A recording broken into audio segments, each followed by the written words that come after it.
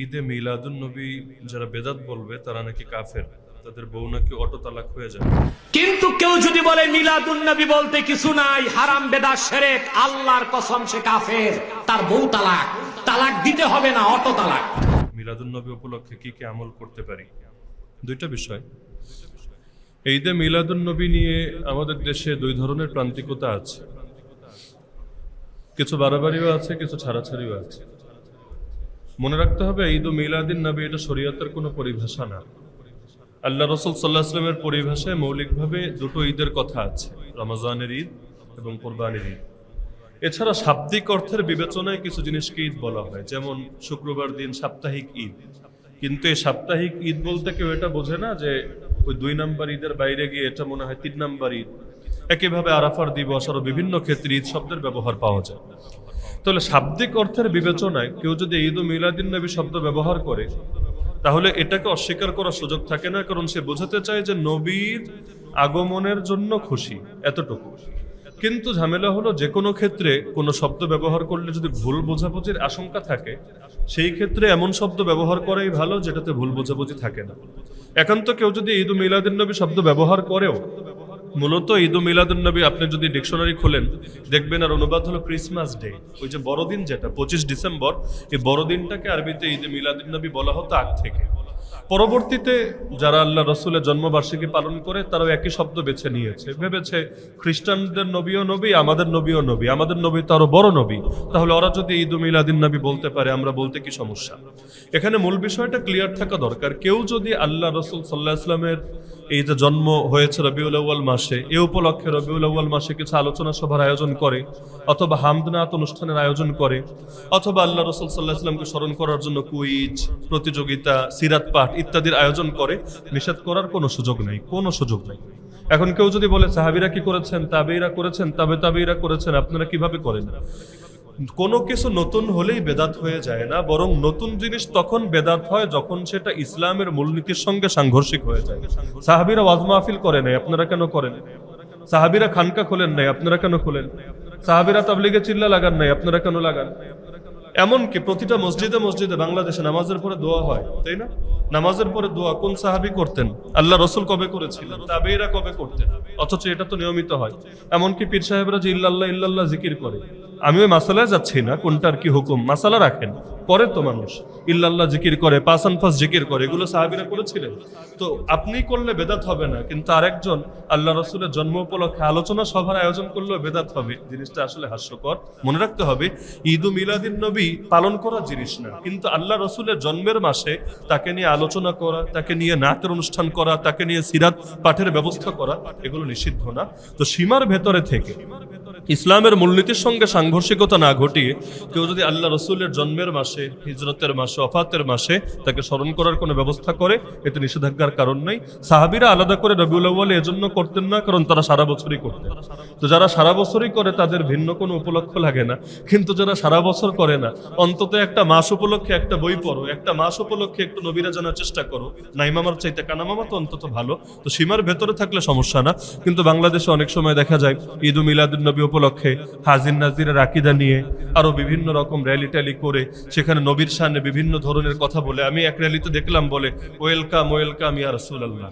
মানে এই জাতীয় স্লোগান নবীর সাথে আসলে কতটুকু যায়, কতটুকু ভদ্রতার পরিচয়, এগুলোও তো একটু চিন্তা করার বিষয়। আর ঈদ ও মিলাদুন নবী উপলক্ষে কোনো আমল নাই। লাস্টে যেটা জিজ্ঞেস করেছেন কোনো আমল আছে কিনা, কোনো আমল নাই। নবীর জন্মদিন উপলক্ষে কেউ যদি আমল করতে চায় তাহলে সোমবার দিন রোজা রাখবেন সারা বছর, খালি রবিউল আউয়ালের সোমবার না, প্রত্যেক সোমবার রোজা রাখেন, এটা আল্লাহ রসুল সাল্লাল্লাহু আলাইহি ওয়াসাল্লামের অনুসরণ হবে। কিন্তু 12 রবিউল আউয়াল যতই জিলাপি খান, আল্লাহ রসুলের অনুসরণ হবে না। একইভাবে এই দিন যদি বিশেষভাবে রোজার জন্য নির্দিষ্ট করেন, তাও আল্লাহ রসুলের অনুসরণ হবে না, কারণ আল্লাহ নবী 12 তারিখকে রোজার জন্য নির্দিষ্ট করেন নাই। আশা করি ঈদ ও মিলাদুন নবীর বিষয়টা ক্লিয়ার। উমরি কাজা নামাজ কখনো কিভাবে পড়তে হবে, আর ছেলে মেয়েদের নামাজ কত বছর বয়সে ফরজ হয়? উমরি কাজা মানে হলো, ওমর মানে জীবন, উমরি কাজা মানে জীবনভর যত কাজা নামাজ জমেছে এগুলো আদায় করা। আমাদের দেশে সালাফি ভাইয়েরা একটা মত প্রচার করে যে যারা নামাজ ত্যাগ করে, নামাজ পড়ে না, এরা হলো কাফের। এবং এই পক্ষে একটা হাদিস দেখায়, আল্লাহ রাসূলের হাদিস, মান তারাকাস সালাতা মুতাআম্মিদান ফাকাদ কাফারা, যার অর্থ হলো যে ব্যক্তি ইচ্ছাকৃত নামাজ ছেড়ে দিল সে কুফরি করলো। হাদিসটা সহিহ, কোনো সন্দেহ নেই। কিন্তু এই হাদিস যেমন সহি, আজকে জুম্মার বয়ানে আমরা একটা হাদিস শুনিয়েছিলাম, যে ব্যক্তি তার মুসলমান ভাইয়ের সঙ্গে 3 দিনের বেশি সম্পর্ক ছিন্ন করে রাখে সে কুফরি কাজ করলো, ওই হাদিসও তো সহি। কিন্তু এই ফতোয়া তো কেউ দেয় না যে 3 দিনের বেশি রাগ করে থাকলে, সম্পর্ক ছিন্ন করে থাকলে আসলেই সে কাফের হয়ে যাবে। বরং বোঝে কাজটা কুফরি কাজ বা কাফেরদের মতো কাজ করা উচিত না, কিন্তু কেউ যদি করে, কাজ ভালো করে নাই কিন্তু তাই বলে তার বেঈমান বলা যাবে না, কাফের বলা যাবে না, মুরতাদ বলা যাবে না, সে মুসলমান কিন্তু সে একটা পাপ করেছে এবং নবীজির নির্দেশ লঙ্ঘন করেছে। একইভাবে যারা নামাজকে ফরজ মনে করে কিন্তু অলসতা বশত গাফলতি কারণে নামাজ পড়ে না, অধিকাংশ ইমামের মতেই তাদেরকে কাফের বলা হয় না, বরঞ্চ তাদের এই কাজটা কাফেরদের মতো কাজ, ভয়ঙ্কর কবিরা গুনাহের কাজ, এমনকি এটাও তার জাহান্নামে যাওয়ার জন্য যথেষ্ট হতে পারে। কিন্তু সে যদি নামাজকে বিশ্বাস করে ফরজ হিসাবে, তাহলে তাকে কাফের বলা যায় না। তো এখন সালাফি ভাইরা যেহেতু মনে করে নামাজ ইচ্ছাকৃত না পড়লে কাফের, এজন্য তাদের কাছে উমরি কাজা বলতে কিছু নাই। কেন? কারণ যে মনে করেন 10 বছর, বিগত 10 বছর নামাজ পড়ে নাই, অত 10 বছর কাফেরই ছিল, তো কাফের থেকে এখন নামাজ পড়া শুরু করেছে, সে নতুন মুসলমান হয়েছে। তো কাফেরের দিনে কি পড়লো কি পড়লো না এটা তো আর দেখার বিষয় না, সে তো নও মুসলিম, এখন থেকে পড়লেই হবে। এজন্য তারা বলে যে পুরোনো নামাজ কাজা করা লাগবে না, কারণ তুমি তো কাফেরই ছিলা, কাফেরের টাইমে আর কিসের কাজা। কিন্তু জটিলতা হলো, এভাবে বললে তাকে কাজা থেকে হয়তো বাঁচাতে পারবেন, কিন্তু তার এই কয়দিনে যে বউয়ের সঙ্গে মেলামেশা করেছে, বাচ্চা কাচ্চা যে হয়েছে, আরো বহুত কিছু যে হয়েছে, এগুলোর কি করবেন? কাফেরের দিনে যা করেছে, যদি এমন হয় বউ নামাজি স্বামী বেনামাজি, তাহলে মেলামেশাও তো এতদিন জিনা হয়েছে, বাচ্চা কাচ্চা হলে বাচ্চা কাচ্চাও তো যার সন্তান হয়েছে। তাহলে নামাজ থেকে বাঁচাতে গিয়ে তার যে পরিবারই শেষ করে দিলেন, তাকে যে আরো হুমকির মুখে ফেলে দিলেন, এটাও তো খেয়াল রাখতে হবে। এজন্য মনে রাখবেন, 1 ওয়াক্ত নামাজ ছুটে গেলে এটা যেমন কাজা করতে হয়, 5 ওয়াক্ত নামাজ ছুটে গেলে যেমন কাজা করতে হয়, 50 ওয়াক্ত, 100 ওয়াক্ত, 5000 ওয়াক্ত যদি হয়, সংখ্যা বাড়লেও আপনাকে কাজা করতে হবে। ঋণ কারো থেকে 10 টাকা ঋণ নিলেও পে করতে হয়, আর 1 কোটি টাকা ঋণ নিলেও পে করতে হয়। যদিও বাংলাদেশের নেতা হলে আবার করা লাগে না, ঋণ খেলাপি করে করেও সিস্টেম করে করে দেশে এমপি মন্ত্রীও হওয়া যায়, কিন্তু নিয়ম তো এটাই, 10 টাকা নিলেও দিতে হয়, আর 10 কোটি টাকা নিলেও দিতে হয়। একইভাবে নামাজ 2 ওয়াক্ত কাজা করলেও কাজা করতে হবে, আর যদি আপনি 5000 ওয়াক্ত হয়ে যায় তবুও ধীরে ধীরে ধীরে কাজা করতে হবে। এখন বলবেন মনে তো নাই কোন দিনেরটা কবে কাজা হয়েছে না হয়েছে। সহজ জবাব, যখনই নামাজ পড়বেন নিয়াত করবেন যে আমার জিম্মায় যেই কয় ওয়াক্ত বাকি আছে এর মধ্যে আমি প্রথমটা আদায় করছি।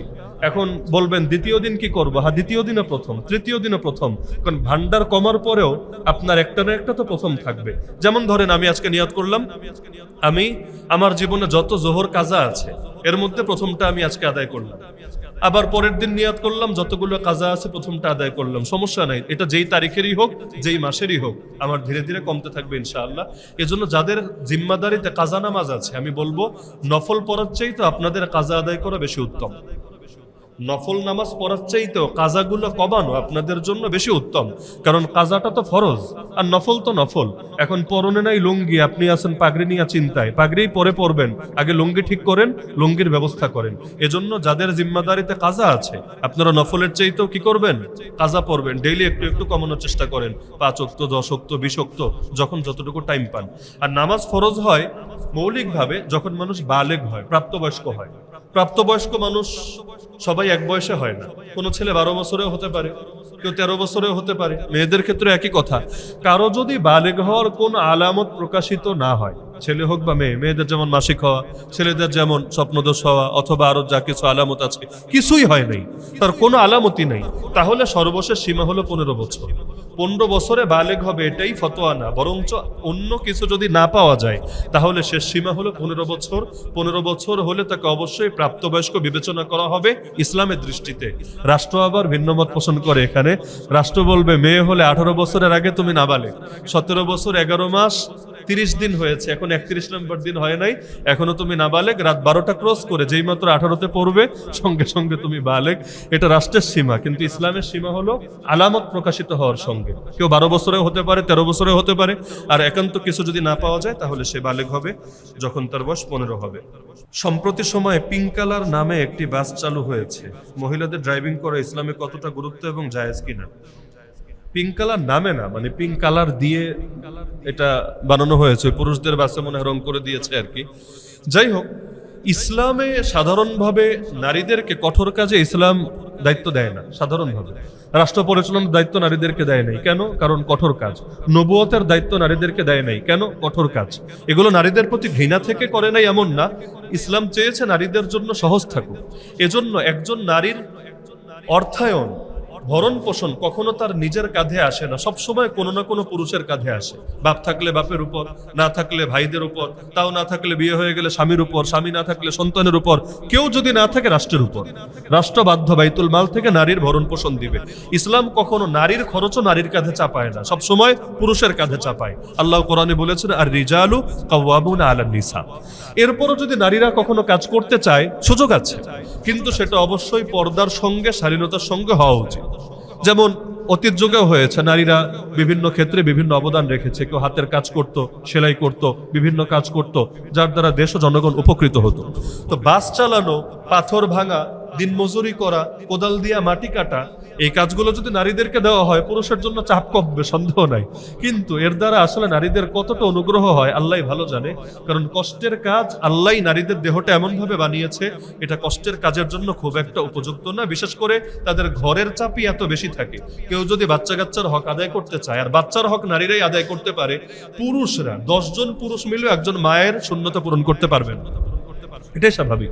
10 পুরুষও যদি চেষ্টা করে, একজন মায়ের শূন্যতা কখনোই পূরণ করা পসিবলই না। এজন্য যেই বাচ্চারা মায়ের কাছে বড় হয় না, ওই বাচ্চারা একরকম হয়, আর যারা মায়ের আদরে মায়ের কোলে বড় হয় তারা আরেক রকম হয়। এজন্যই তো কথা আছে, তুমি আমাকে শিক্ষিত মা দাও, আমি তোমাকে শিক্ষিত জাতি উপহার দেব। বাপের ব্যাপারে কিন্তু বলে নাই তুমি শিক্ষিত বাপ দাও, আমি শিক্ষিত জাতি উপহার দেব, বরং তুমি শিক্ষিত মা দাও, আমি শিক্ষিত জাতি উপহার দেব। কারণ সন্তানের প্রথম বিদ্যালয় হলো মায়ের কোল।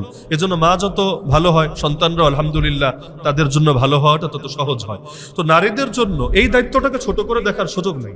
অনেকে ঘর দেখাকে ছোট মনে করে, কিন্তু আপনি বিষয়টা খেয়াল করেন, ঘর দেখা কেন ছোট হবে? দুনিয়াতে যারা বড় হয়েছে নারীদের অবদানেই বড় হয়েছে। ইমাম বুখারী রাহমাতুল্লাহ আলাইহি তো ছোটবেলায় অন্ধই হয়ে গিয়েছিল রোগের কারণে, তাই চোখে দেখতেই পারতেন না। মায়ের দোয়ার বরকতে আল্লাহ তাআলা তার চোখের আলো পর্যন্ত ফিরিয়ে দিয়েছিলেন। তো মায়েদের অবদানটা তো মোটেও ছোট না। আজকে আমরা যারা বড় হয়েছি, ছোটবেলায় মায়েরা কষ্ট করেছে বলেই আজকে আমরা এই পর্যন্ত আসতে পেরেছি। তাহলে নারীদের জন্য সরকারের পক্ষ থেকে সবচাইতে বড় অনুগ্রহ হবে, নারীরা ঘরের ভেতরেই কিভাবে ভরণ পোষণ ঠিকভাবে পায়, মূল্যায়ন পায়, সমস্ত নির্যাতন থেকে তারা মুক্ত থাকে, এবং যে কোনো ক্ষেত্রে ক্ষতিগ্রস্ত হলে তারা রাষ্ট্রীয় এবং আইনি সেবা পায়, এটা নিশ্চিত করা। এখন তাদেরকে রাস্তায় নামিয়ে দিলে কাজ হবে, কিন্তু এতে লাভ কতটুকু হবে আল্লাহ ভালো জানে। বিশেষ করে এখন সরকার যে উদ্যোগটা নিয়েছে পিঙ্ক কালারের বাসের ক্ষেত্রে, এটা সম্ভবত এমন যে সবাই নারী থাকবে, হেল্পারও নারী, কন্ডাক্টরও নারী, তারপর চালকও নারী, সবই নারী। এটা অবশ্যই নারীদের নিরাপত্তার বিষয় মাথায় রেখেই করা হয়েছে, যতটুকু আমরা বুঝি। নিয়ত ভালো, কিন্তু আসলে কতটুকু বাস্তবায়ন হবে আল্লাহ ভালো জানে। এখনো দেখা যাচ্ছে নারীরা পিঙ্ক কালারের বাসে উঠতে ভয় পাচ্ছে, ঠেলাঠেলি করে পুরুষদের সঙ্গে পুরুষ বাসে উঠছে। আবার অনেক নারী ঠিকভাবে চালাতে পারছে না, তাদেরকে সাহায্য নিতে হচ্ছে। আমি নিজেও গাড়ি চালিয়েছি, আমার গাড়িও ড্রাইভ করি সেই 2018-19 থেকে। তার মানে মোটামুটি 50-60 হাজার কিলো আমার নিজেরও ড্রাইভ করা আছে, কারণ আমাদের তো লং ড্রাইভেই থাকা লাগে বেশিরভাগ সময়। বিশেষ করে রাত্রে ড্রাইভার অনেক সময় দেখা যায় ঘুমিয়ে যায় বা চোখে ঝিমুনি ভাব থাকে, সে সময় নিজেকে ড্রাইভ করতে হয়। কিন্তু আমাকে এত ড্রাইভ করার পরও, লাইসেন্স থাকার পর আমাকে যদি বাস চালাতে দেওয়া হয়, আমি সাহস করব না। আর ঢাকার বাস তো মাশাআল্লাহ, ডাইনে কাটলে বামে যায়, বামে কাটলে ডাইনে যায়।